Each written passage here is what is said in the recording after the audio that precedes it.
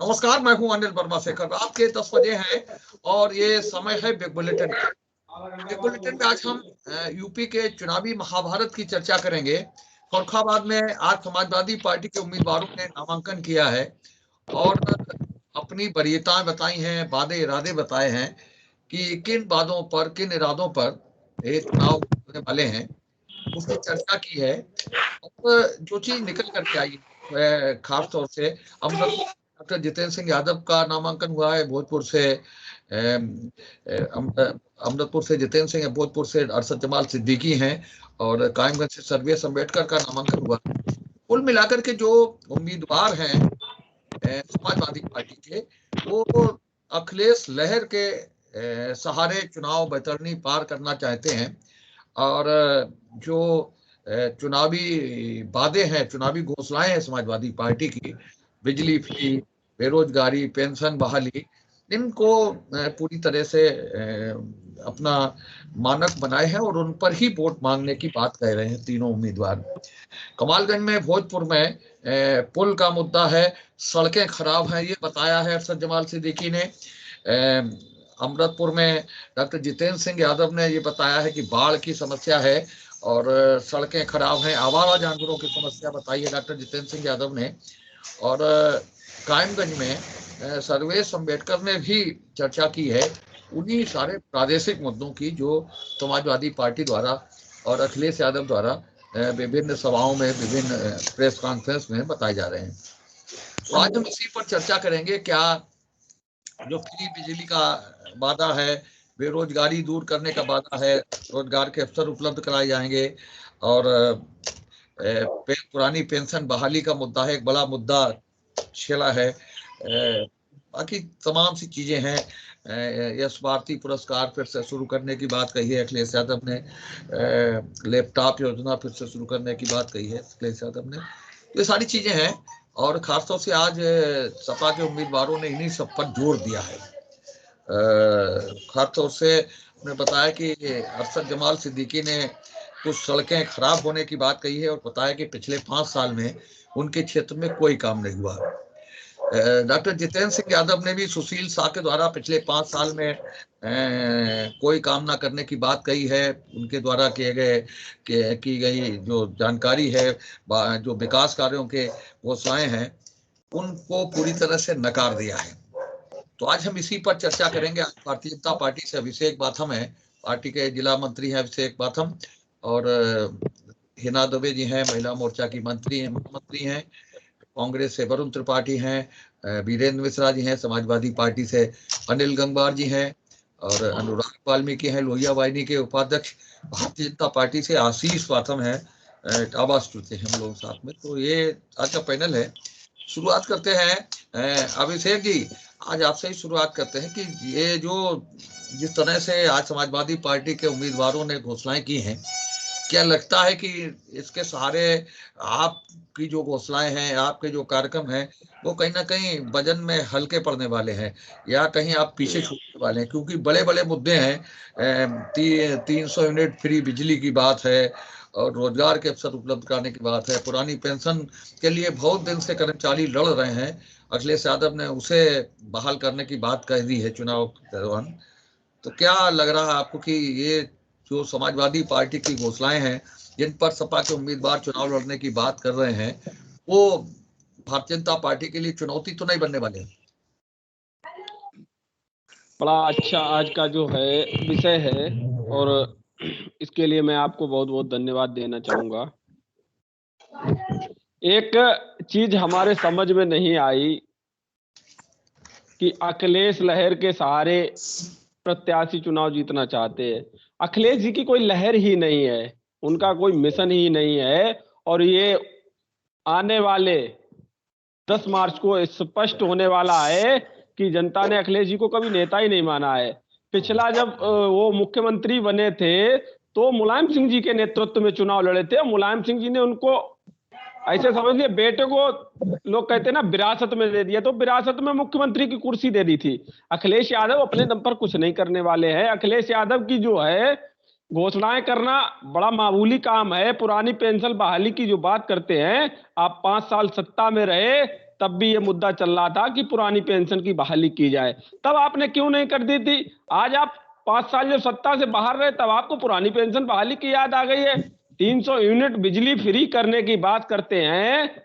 जब आपकी समाजवादी पार्टी की 5 साल सत्ता में सरकार रही, अखिलेश यादव जी मुख्यमंत्री रहे, उस समय आपके समय में क्या था कि सैफई, कन्नौज, मैनपुरी, इटावा छोड़ के पूरे प्रदेश में बिजली नहीं आती थी, और मुझे विश्वास है कि आगे भी नहीं आएगी अगर कभी भविष्य में आप बन गए। इसलिए आप ये कोरी घोषणाएं मत कीजिए।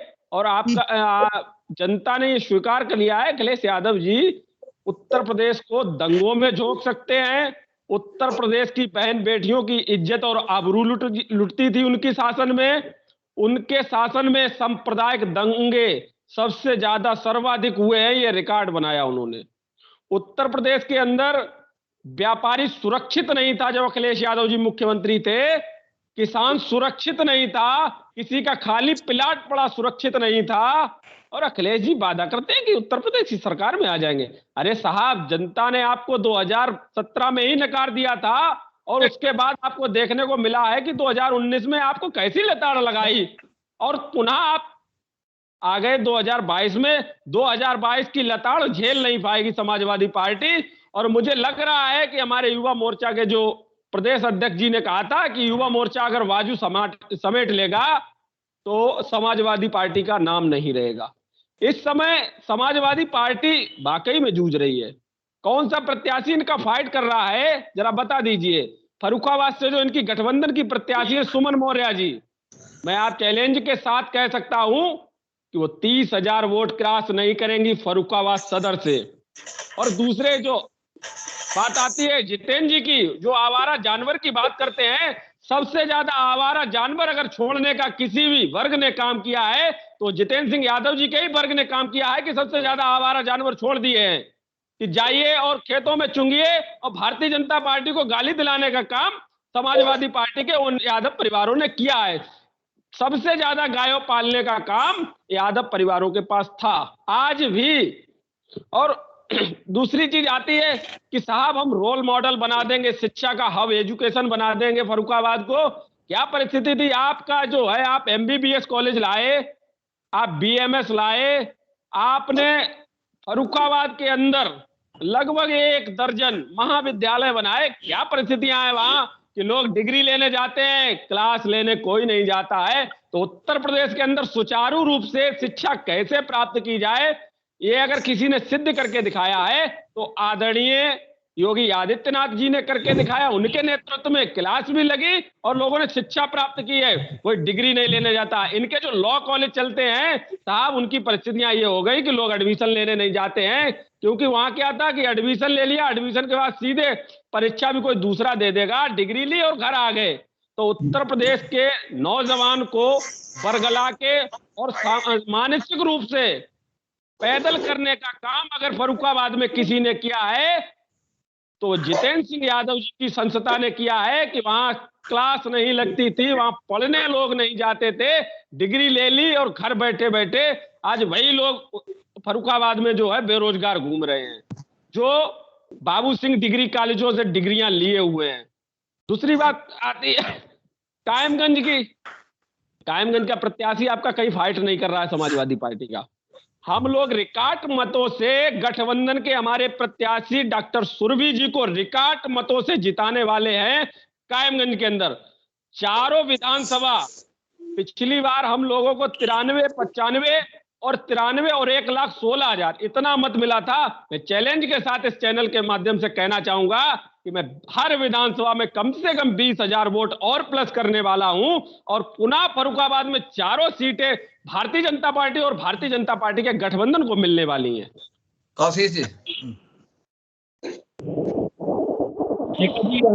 देखा ये लहर अपने नाम के ठीक है, नाम से ही नाम से लहर नहीं मिल रही है, इनकी तो कोई हवा भी नहीं रिंग रही है। आपने लहर लगा दिया, चलो आप स्वतंत्र हैं, मीडिया व्यक्ति हैं, कुछ भी लगा सकते हैं किसी नाम के पीछे।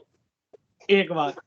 दूसरी बात, उनके जो मुद्दे हैं, जैसा एक 300 यूनिट फ्री बिजली का मुद्दा आया है, तो शेखर भाई, उत्तर प्रदेश की जनता वो दिन नहीं भूली है जब उसके मोहल्ले का ट्रांसफार्मर ठुक जाता था तो मोहल्ले के लोग चंदा कर करके वो ट्रांसफार्मर को काम करवाते थे। वो क्या हमें बिजली फ्री देंगे?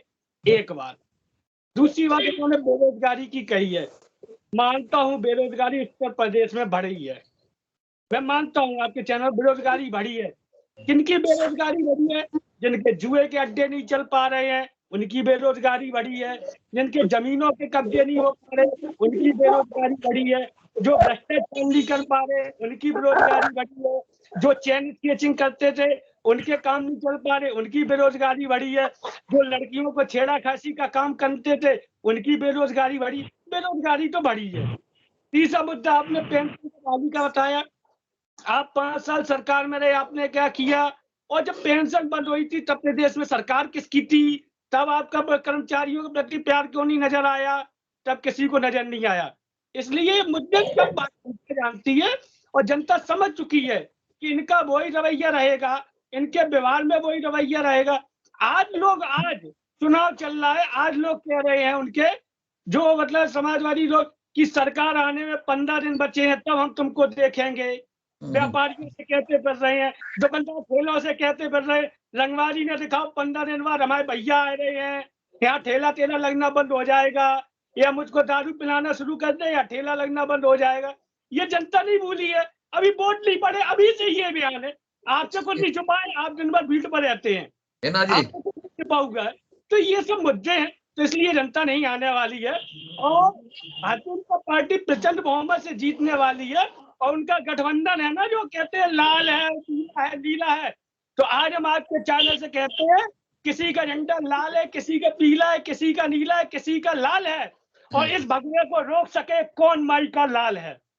हिना जी। हाँ। नमस्ते भाई साहब। अखिलेश भैया ये कह रहे हैं सपा वाले कि 300 यूनिट फ्री देंगे, जब हम पैसा दे रहे थे तब तो उन्हें फ्री दे ही नहीं।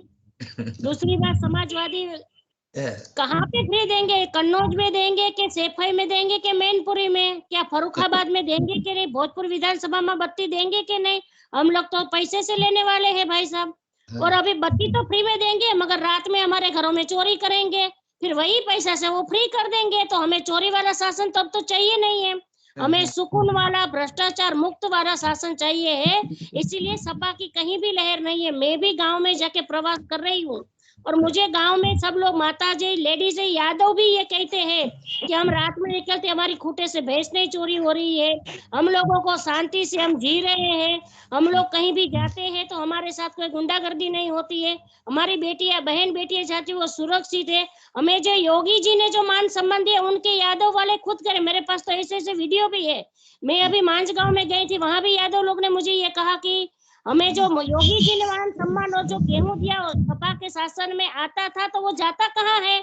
हमारी सपा सरकार में गेहूं का दाना नहीं मिल रहा, अब तो 2 बार आ रहा है, हम लोग खुद नहीं खा पा रहे, हमको गायों को भी खिलाना, हम देते हैं, हमारा जो राशन इतना बच जाता हम गायों को भी खिलाते हैं। और हमारे जो गायें हैं जो रोड में घूम रही है, ये क्यों घूम रही है कि कुंडपुरा की गायें छोड़ी जा रही है, ये सब बातें बताई जा रही है। और दूसरी बात है ये बेरोजगारी बढ़ी, तो भाई साहब ने जो बताया है कि बेरोजगारी उसी की बढ़े जो 2 नंबर के काम कर रहे थे उनका भी काम बंद हो गया, और बेरोजगारी तो बढ़ेगी भैया इसी मारे। और पेंशन बहाली अगर करनी है तो 5 साल पहले आपने क्यों नहीं करी? आपके पास में शासन आपके हाथों में था, तब आपको पेंशन भी देना चाहिए था, वृद्धावस्था पेंशन, ये सब पेंशन आपको तभी कर देनी चाहिए। अब आप लॉलीपॉप किसको दिखा रहे हो? अब जनता बेवकूफ नहीं है, सब समझ रही है कि सपा क्या है, बसपा क्या है और कांग्रेस क्या है। अब उसने बाबा जी जो कहते हैं वो डंके की चोट पे कहते हैं। उसने 22 में कहा था कि राम मंदिर बनेगा, और राम मंदिर बनेगा तो बन के रहा, अब जो पत्थर भी लगने शुरू हो गए हैं। इसलिए सपा की कहीं भी लहर नहीं, ये इनका सपना है, सपना छोड़ दे और चाय की चुस्की में मोदी के साथ वो सपोर्ट करे, यही हमारा कहना है। हाँ भाई वीरेंद्र जी शेखर जी, हम लगातार कहते रहे हैं कि ये समाजवादी पार्टी और भारतीय पार्टी, ये दोनों में कोई भी अंतर नहीं है, दोनों एक जैसा कार्यक्रम, एक जैसी विचारधारा, कोई भिन्नता नहीं है और कोई लहर नहीं लोगों की है, विकास की लहर ना बीजेपी की है ना समाजवादी पार्टी की है। लहर इस बात की है कि 5 साल के अंदर जनता ने जो वोट दिया था वो इनसे हिसाब मांग रही है जनता, इस बात की लहर चल रही है। हाँ, जवाब जो है समाज पार्टी को देना चाहिए इन चीजों के लिए। और ये लोग बताते नहीं है कि हमको हमारा क्या एजेंडा है, भारतीय जनता पार्टी नहीं बताती, सपा भी नहीं बताती कि हमारा विकास का एजेंडा क्या है, ये एजेंडे की बात नहीं करते। अब ये लोग ये भी नहीं बताते, सपा वाले ये नहीं बताते हैं कि ये चुनाव शुरू हुआ तो ये जज तो जिन्ना ये बीच में कहां से आ गए। भाई जिन्ना की क्या जरूरत थी, जिन्ना को क्यों घसीट लिया गया। अच्छा, ये जो सपा वाले ये भी नहीं बताते कि ये ओबीसी मंडल कमंडल बीच में कैसे आ गया। अच्छा, सपा वाले ये भी नहीं बताते हैं कि पता नहीं क्या मजबूरी है कि जो है जो कैराना में जो टिकट बांटे गए तो पलायन करने वालों में जो आरोपी है नाई दसत को टिकट क्यों दे दिया गया। पता नहीं सपा वालों की क्या मजबूरी है कि जो सांप्रदायिक भाषा बोलते थे शकुर रहमान, उनको क्यों टिकट देना पड़ा। अब पता नहीं है इनकी क्या मजबूरी सपा वालों की है कि जो है जो जिन पर 20 के मुकदमे हैं, जो जेल में है, जिनकी जमानत नहीं हुई, वो हमारे श्री आजम खान जी जो हैं उनको टिकट दे दिया गया। हमें देर समझ में नहीं आता है कि क्या मजबूरी थी। इनके बेटे जो थे आजम खान के, वो फर्जी जनतिथि में उनका चुनाव रद्द हो गया था, उनको टिकट क्यों पकड़ा दी गई है। तो इनका कोई एक जैसे लोग हैं। जहां तक भारतीय जनता पार्टी की बात है, शेखर जी तो ये कहते हैं कि लहर चल रही है। अच्छा, ये बताओ रेलवे के परीक्षार्थी जो सड़कों पर जो है रेल बंद कर रहे हैं, सड़कों पर जाम कर रहे हैं, ये कौन सी लहर चल रही है। ये बीजेपी वाले क्यों नहीं बताते हैं कि सड़क किसान पर इनको गोलियां क्यों चला रही हैं, ये लहर कौन सी लहर आपकी है। ये बीजेपी वाले ये क्यों नहीं बताते हैं कि बैंक कर्मचारी सड़क पर क्यों है। ये बीजेपी वाले ये नहीं बताते हैं कि बेरोजगार सड़क पर क्यों घूम रहा है। ये बीजेपी वाले नहीं बता रहे हैं कि आंगनबाड़ी कार्यकर्तियों ने आंदोलन क्यों किए हैं, ये नहीं बताते हैं। ये भारतीय जनता पार्टी के नहीं बताते हैं महंगाई का क्या हाल है, बेरोजगारी का क्या हाल है, भ्रष्टाचार का क्या हाल है, कानून व्यवस्था का क्या हाल है। तो इनके पास विकास नाम की कोई चीज नहीं है, विकास के मुद्दे पर हिलना चाहते हैं। ये भारतीय जनता पार्टी और जिन्ना मुद्दा कांग्रेस ये ले आए हैं। भारतीय जनता पार्टी की पूरी डिबेट में अगर पाकिस्तान, जिन्ना, कब्रिस्तान, पाकिस्तान, चीन, ये अगर शब्द हटा दिए जाएं तो भारतीय जनता पार्टी डिबेट भी नहीं कर सकती है। तो ये दोनों जो चेहरे भाई हैं और ये जो सत्ता से बाहर होना चाहते हैं, ये बीजेपी चुनाव हारेगी और ये कांग्रेस सत्ता बनाने जा रही है। 10 तारीख को जो रिजल्ट आने वाला है वो कांग्रेस को आने वाला है। वरुण जी। हाँ भाई साहब, थोड़ा नीचे होकर बैठो वरुण जी जी जी जी जी जी भाई साहब, हम अपने साथियों को सुन रहे थे भाजपा के, तो साहब बिल्कुल सही, भाजपा के साथियों को बधाई कि बिल्कुल सही कहा।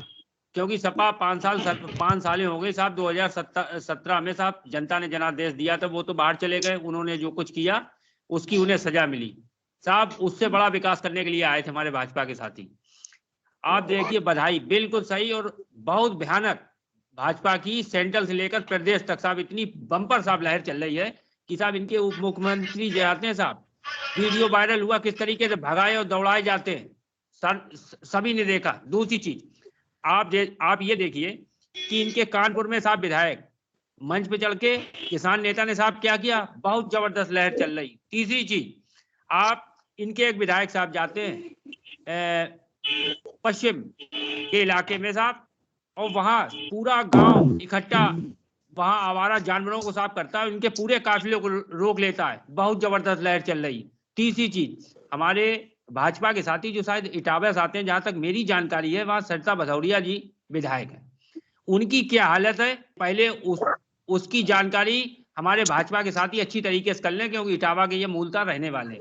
दूसरी चीज, हमारे अभिषेक बाथम जी ने कहा कि साहब हमने इतना बड़ा रोजगार दिया, बिल्कुल 2-2 करोड़ रुपए, करोड़ों का जुमला, इससे बड़ा इस आजादी के बाद सबसे बड़ा झूठ अगर किसी ने बोला है तो हमारी भाजपा सरकार ने। बिजली के बात की साहब, सपा के ऊपर आपने हमला किया। हिंदुस्तान की सबसे महंगी बिजली के लिए बधाई भाजपा के साथियों को। भ्रष्टाचार की बात की, चौकी थाने जो सपा सरकार में 2-2, 3-3 हजार रुपए में दरोगा मान जाया करता था, आपकी सरकार में इतना बेलगाम हो गया है कि साहब आपके विधायक, आपके सांसद नतमस्तक हो गए। एक गाड़ी छुड़वाने की हैसियत आपके विधायकों और आपके सांसदों की नहीं है। दूसरी चीज, बेरोजगारी की आप बात करते हैं कि आपने रोजगार दिया, बेरोजगारी 35 साल में सबसे बड़ी उत्तर प्रदेश झेल रहा है और इसके लिए आपको बधाई के पात्र हैं। दूसरी चीज, आवारा जानवरों की बात की, बेड़ा रास की क्या स्थिति, जाइए जरा कटरी धर्मपुर में, वहां का नजारा देखिए। मैं पूरी तरीके से देख चुका हूं किस तरीके से तड़पती हुई गायें साहब कूड़ा कबाड़ा खिलाया जा रहा है, उनके चारे में किस तरीके से लाल मिर्च मिलाई जाती है षड्यंत्र के तहत। सबसे ज्यादा अगर गायों की मौत हुई है तो आपकी इस सरकार में हुई है। आप इस ओर ध्यान दीजिए और ये जो है मुंगेरी लाल के हसीन सपने देखना बंद कीजिए। चलिए ठीक। अनुराग जी चाचा जी, आज का जो मुद्दा है अखिलेश जी का, उन्होंने जो पिछली सरकार में भी उन्होंने काम किया था और ऐसे काम किए थे कि आज के जो मुख्यमंत्री हमारे बाबा मुख्यमंत्री हैं योगी आदित्यनाथ, वो हमारे राष्ट्रीय अध्यक्ष आदरणीय श्री अखिलेश यादव जी के द्वारा किए गए कार्यों के नाम ही बदल रहे हैं। 5 सालों में वो अखिलेश जी के कार्यों के नाम ही बदलते आए हैं, उन्होंने खुद का अपना कोई काम नहीं किया है। और बात रही छात्रों के विकास की, भविष्य की, तो उन्होंने मेडिकल कॉलेज बनवाए, छात्रों को उनके उज्जवल भविष्य के लिए लैपटॉप देने का काम हमारे राष्ट्रीय अध्यक्ष आदरणीय श्री अखिलेश यादव जी ने किया था। और उन्होंने इस बार भी कहा कि छात्र छात्राओं को लैपटॉप देने का काम करेंगे। महिलाओं के सम्मान की अगर बात करी जाए तो सबसे ज्यादा महिलाओं के साथ अगर जघन्य अपराध हुए हैं तो इस भारतीय जनता पार्टी की सरकार में हुए हैं। चाहे वो हाथरस की घटना देख ली जाए, हाथरस की घटना उत्तर प्रदेश के लोग भूले नहीं है हम। और बात कर ली जाए ब्लॉक प्रमुख के चुनाव की, तो उसमें देख लीजिए कितनी गुंडागर्दी हुई थी, महिलाओं के कपड़े फाड़ दिए गए थे, महिलाओं के कपड़े चीरहरण कर दिया गया था। इस सरकार में महिलाओं के सम्मान की बात करती है, ये कहीं से भी इन्होंने अपना काम नहीं किया। विकास के मुद्दे पर इनको बात नहीं करनी, इनको बात करनी है हिंदू मुस्लिम, भारत पाकिस्तान, और इस मुद्दे, इसके अलावा इनका कोई मुद्दा नहीं है। ये सिर्फ जुमले जनता को गुमराह करते हैं, जुमले झूठे वादे करते हैं, झूठे प्रचार करते हैं, इसके अलावा इनका कोई काम नहीं है। आदरणीय राष्ट्र आज जो हम डायल 100 जो अब 112 कर दी है योगी आदित्यनाथ जी ने, ये अखिलेश जी के द्वारा ही चलाई गई थी, जो आज जगह जगह पर तिराव चौराहा पर खड़ी रहती है। ये अखिलेश जी की देन थी हमारे, जो इन्होंने इतनी अच्छी व्यवस्था उत्तर प्रदेश में लेकर आए थे। आज उत्तर प्रदेश की जनता को पढ़े लिखे मुख्यमंत्री की जरूरत है। ये जुमलेबाज झूठे लोगों की जरूरत नहीं है। ये इनका झूठा नाटक अब जनता भी समझ चुकी है। जनता के बीच में इनके विधायक जाते हैं तो दौड़ा दिए जाते हैं। अनिल जी, हाँ अनिल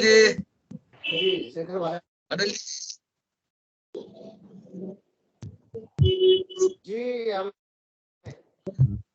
भाई, हाँ अभी लीड लग रहा है।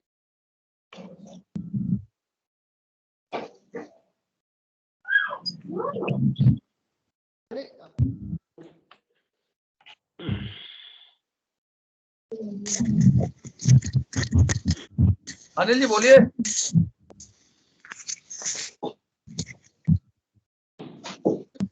शेखर, अब आपने जो हम अपने नामांकन किए हैं, उनके द्वारा जो प्रश्न उठाए गए हैं भारतीय जनता पार्टी से, उस पर आपने प्रश्न किया, लेकिन हमें ऐसा लगता है कि प्रतिनिधि बसते रहे। तो बातें की उन्होंने, लेकिन जैसे भोजपुर से कहा गया कि साहब यहाँ पर सड़कों पे इन्होंने अपना एक सबसे पहले मिशन चलाया था कि गड्ढा सड़कें। आप फरुखाबाद में चलते हैं, आप देख लीजिएगा जिस रोड पर सांसद जी रहते हैं और लाल सराय तक जाइए, आप गड्ढा सड़कें कितनी मिल रही। पहली बात इसलिए जो उन्होंने कहा। दूसरा प्रश्न कि हमारा अभी तो हमारे मित्र ने बड़ी बात कही आपने छोड़ दिए, बताइए ऐसी बात कर रहे हैं। अगर छोड़ दिए तो क्यों नहीं कर, उन्हें पकड़िए। आप आरोप लगा रहे हैं कि और उन्होंने छोड़ा, ऐसा इतना झूठे मन लगाइए शेष पर। जो आपने ये से मानिए ब्लेम लगा देना बता रहे, उन्हें तो छोड़ दिया है। तो इस प्रकार के प्रश्नों से बचने की, और जो प्रश्न उठाता है उस सही उत्तर दीजिएगा। हमारे यहाँ से सुरक्षित सीट है, सर्वे को जिसको टिकट, मैं यहाँ आपसे पूछ, कायमगंज विधानसभा में आपके विधायक ने कौन सा एक उल्लेखनीय काम किया है, आप मुझे बता दीजिएगा। आपको जिस पर जनता वोट देने जा रही है, क्यों देगी? हमने कहा हमारा घोषणा पत्र हम 300, अब आप उसको देंगे, ये आप कौन होते हैं? ये कहने वाले, ये तो जब हम सरकार में आए तो हम भी देंगे। हम आप कहें कि आपने राशन दिया है, आपको नहीं दिया, ये कौन सी बात भाई? प्रश्न का उत्तर दीजिएगा। और आप एक भी, जैसे बात आई, आप बता दी फरकाबाद में पुल बनाया, हम बता रहे हमने सन 12 में 100 करोड़ का पुल बनवाया, आप बता दिए आप पुल बनवाए। हमारी कौन सी सड़क खराब थी? बिजली उठा देते, कि आपने कन्नौज बिजली दे दी और आप दे दी ब्रह्मदत्त द्विवेदी जी से तो फरकाबाद दिलाई थी, कहाँ चले गए? तो बातें जो अच्छी लगे, को ठीक लगे, ये जो प्रश्न है तो हमारे द्वारा प्रश्न है, उनका उत्तर ये मत दीजिए ये भगवा है, भगवा भगवा पर वोट मत मांगिए भाई, ऐसा मत करिए।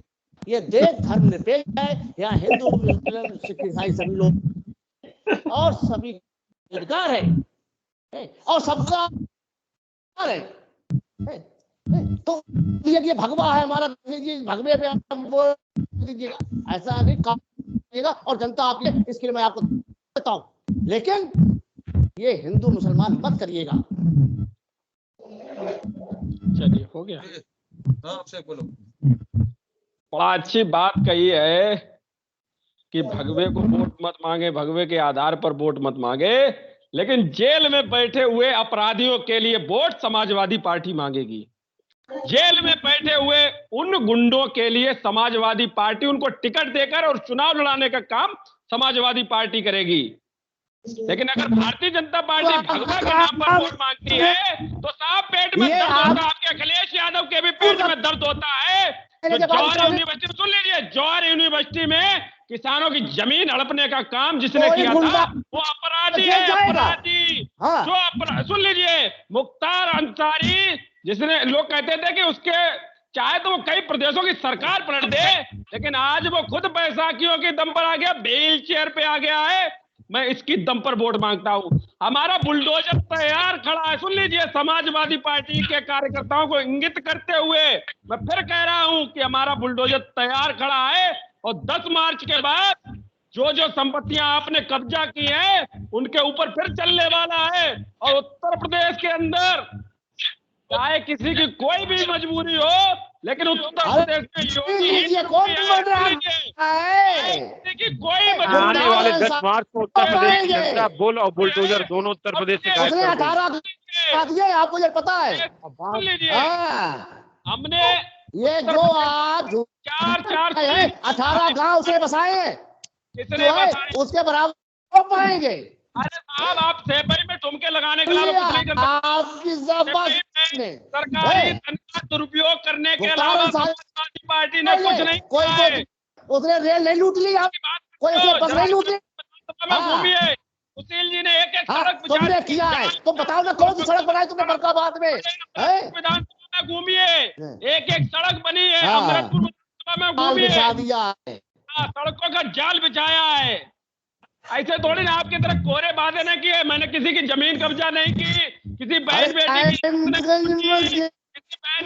इज्जत नहीं लूटी, किसी किसान की जमीन नहीं कब्जा, किसी की लूट नहीं की। ये भारतीय जनता पार्टी के कल्चर में नहीं है। ये समाजवादी पार्टी बलात्कारी घूम रहा है। करते रहिए, कभी कभी जरा शर्म कर जाओ भैया। मैं क्या शर्म आप करिए। आपको फिर उत्तर प्रदेश से विदा करने वाली है। सेंगर का नाम ले लिया, कभी चिन्मयानंद का नाम विदाई आपको विदाई मिल रही है। अरे दिखता है बेटा अपने बाप का नहीं हुआ, वो उत्तर प्रदेश की जनता का क्या होगा बता दीजिए एक बार उसको ले रहे हो। अरे सुनिए, अखिलेश यादव मुलायम सिंह का नहीं हुआ, वो उत्तर प्रदेश की जनता का होगा क्या, खाक होगा? बता दीजिए आप लोग। समाजवादी पार्टी बताओ भाई कि भाई अखिलेश यादव है जो आदरणीय नेता यादव के हाथ से माइक छीनता है और माइंडली डिस्टर्ब हो गए आपके अखिलेश यादव जी। सुन लीजिए, ने भारतीय जनता पार्टी उसी दिन मानसिक डिस्टर्ब हो गए थे अखिलेश यादव जिस दिन अपर्णा यादव ने भारतीय जनता पार्टी ज्वाइन की थी। चलिए बोलिए। हमें तो भी हो गए, भगवा को चुनाव लड़ाऊंगा और भगवा के दम पर ही फिर उत्तर प्रदेश में आने वाला हूँ, रोक नहीं अरे सकता। जनता पार्टी किसी को धमकी नहीं देती कि हम सत्ता में आएंगे तो आप बोलेंगे हम ये करेंगे कि हम वो करेंगे। भारतीय जनता पार्टी किसी के बहकावे में नहीं आती, वो ना ये कहती है कि हम सत्ता में आएंगे और हम आपको उठवा लेंगे या हम आपको देख लेंगे। भारतीय जनता पार्टी ये धमकी नहीं देती है। ये लोग कौन देते हैं? जिनकी गलत सोच होती है वही गलत निर्णय लेती है और गलत बात बताती है कि हम आएंगे तो हम देख लेंगे, इतनी बाएं चढ़ा लेंगे। भारतीय जनता पार्टी लाल केसरी है, झंडा ही दिखाती है, किसी के ऊपर डंडे का प्रयोग नहीं करती है। नहीं दिखाती। आज जो बेरोजगार युवा प्रदर्शन वो अपनी मांग को लेकर जा रहा है, तो उस पर लाठीचार्ज क्यों किया जा रहा है इतनी बेरहमी से? क्यों उसको नौकरी के बदले लाठी मिल रही है? अपना हक मांगने जा रहा है तो उसको लाठी मिल रही है। उत्तर प्रदेश में अगर कोई अपना हक मांगेगा तो उसे लाठी मिलती है। छात्रों के रूप में उत्तर प्रदेश में अपने हक के लिए लड़ाई कोई नहीं लड़ सकता क्या? ये छात्र नहीं गैर कानूनी हो गया है। समाजवादी पार्टी के कार्यकर्ता है जो गुंडाई करने जाते हैं। कोई कार्यकर्ता कोई छात्र आंदोलन नहीं कर रहा है। समाजवादी पार्टी कार्यकर्ता बता देते हैं। सही कह रहे हो, सही कह रहे हो। समाजवादी कर रहे हैं, तुम कुछ नहीं कर रहे हो, सच्ची बात है। जान पर छोड़ लिए यादव जो रहे हैं, यादव प्रदर्शन कर सब यादव पार्टी के लोग आंदोलन कर रहे हो। लोग जब नौकरी मांगे लाठी मारो तो कह दो यादव आ गया है।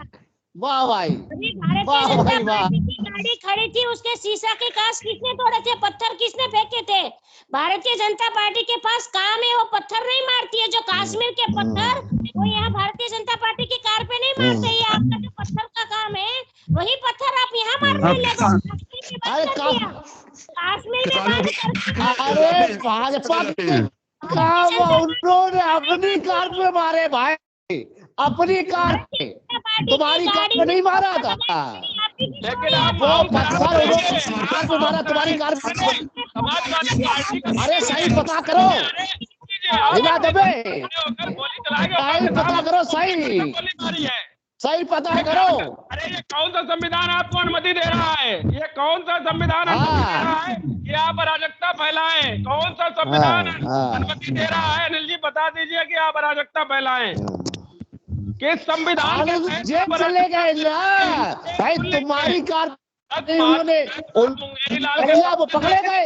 लाल के सपने देख लीजिए, सुन लिया, नहीं देखने को मिलने वाले हैं। नहीं उतारा है आपकी तरह गैंगस्टरों को टिकट नहीं दिया है, आपकी तरह गुंडों को टिकट नहीं दिया है, आपकी तरह जमीन माफियाओं को टिकट नहीं दिया है। सरकार में सबसे ज्यादा गुंडे यहाँ पे। अरे सपा में तो सब गुंडे कौन खुलेआम घूम रहा है। आपकी सरकार में एक IPS अधिकारी 50,000 के इनामी के लिए मैदान के लिए पिच तैयार करता है। अरे बात सुनो, कांग्रेसियों करना चाहता हूँ क्योंकि अपनी जमानत तक नहीं बचा पा रहे, इनसे बहस करने से फायदा क्या है? समाजवादी पार्टी गुंडा है तुम्हारे को इंगित करते हुए एक बात कहना चाहता हूँ। कांग्रेस को इंगित करते हुए, कांग्रेस पार्टी फर्रुखाबाद में जो चुनाव लड़ रही है साहब, वो अपने कमांडर को नहीं बचा पाए। उनका कमांडर भी बहुजन समाज पार्टी में चला गया और वो सपने देखते हैं कि फर्रुखाबाद में विधायक बना लेंगे। अरे मुंगेरी लाल के सपने देखना छोड़ दीजिए और उत्तर प्रदेश की तो बात छोड़ दीजिए। मुझे लग रहा है आगे आने वाले चुनाव में आप किसी भी प्रदेश में सरकार में नहीं रहेंगे कांग्रेस। चलिए बीरन जी बताइए, जवाब दीजिए। हाँ बीरन जी जवाब दीजिए। तुम्हारे 20 मिनट बताते हैं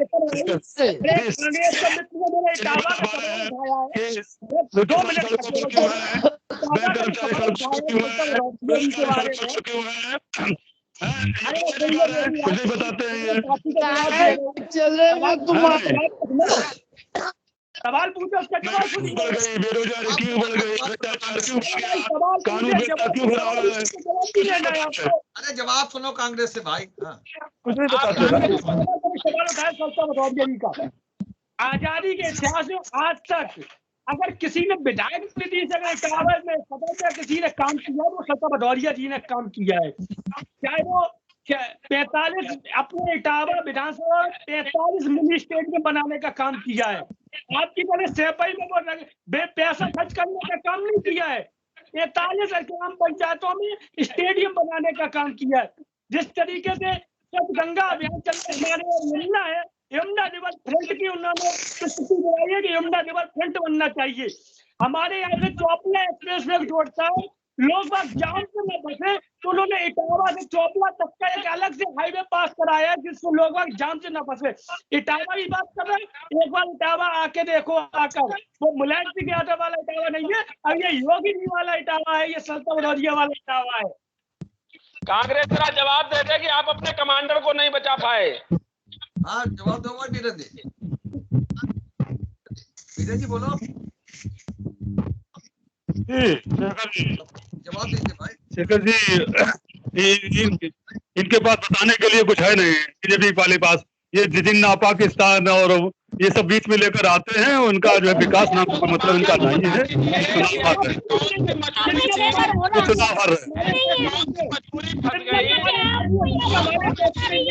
हमारे ऐतिहासिक सरकार वल्लभ भाई पटेल है, हम क्यों नहीं करेंगे पाकिस्तान की बात? हटाने का काम किसने किया?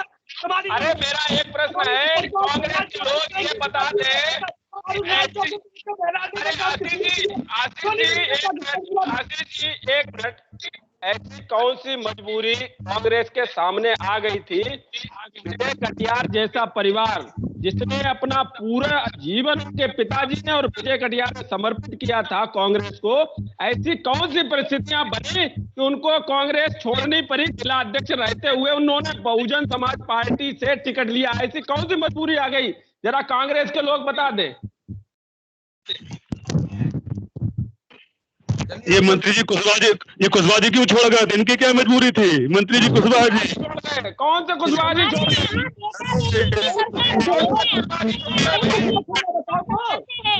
बेटी को भी टिकट चाहिए था, बेटा को भी चाहिए था, इसीलिए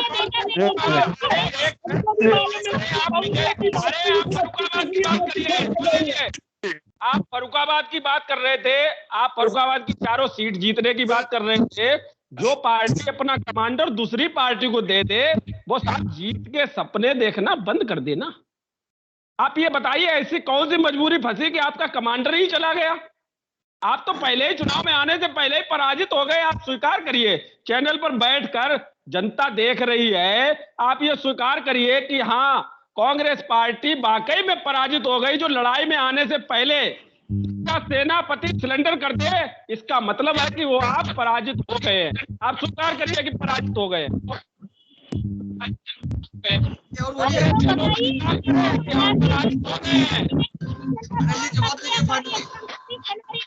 ताजी ताजी बात करिए आप। इटली की तितली कभी झंडारोहण नहीं कर सकती। इटली की तितली जाम का प्याला ही उठा सकती है, वो झंडारोहण नहीं करती, वो वंदे मातरम नहीं कह सकती, क्योंकि इन्हें भारत से मतलब नहीं, इन्हें पाकिस्तान की वाह करनी है। तो इटली की तितली कभी झंडारोहण नहीं कर सकती। आप हमें बताइए, राहुल गांधी ने और उसकी मम्मी ने कहाँ झंडारोहण किया? पहले आप ही बहुत अनिल जी फाइनली जवाब दीजिए। अनिल जी फाइनली बोलिए। हाँ जी शेखर भाई, ये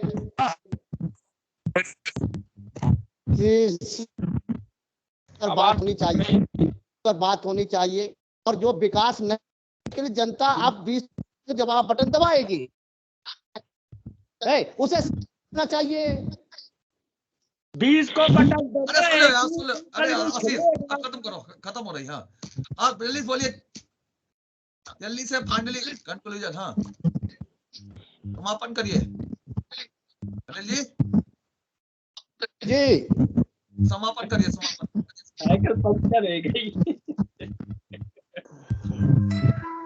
चलिए आज हमने चर्चा की है समाजवादी पार्टी के उम्मीदवार के वादे नेटवर्क की कमजोरी की वजह से कई लोग नहीं कर पाए, बात नहीं कर पाए। आज हम लोगों ने समाजवादी पार्टी के उम्मीदवारों ने जो घोषणा की है, जिनके आधार पर चुनाव लड़ेंगे समाजवादी पार्टी के उम्मीदवार, पर चर्चा की है।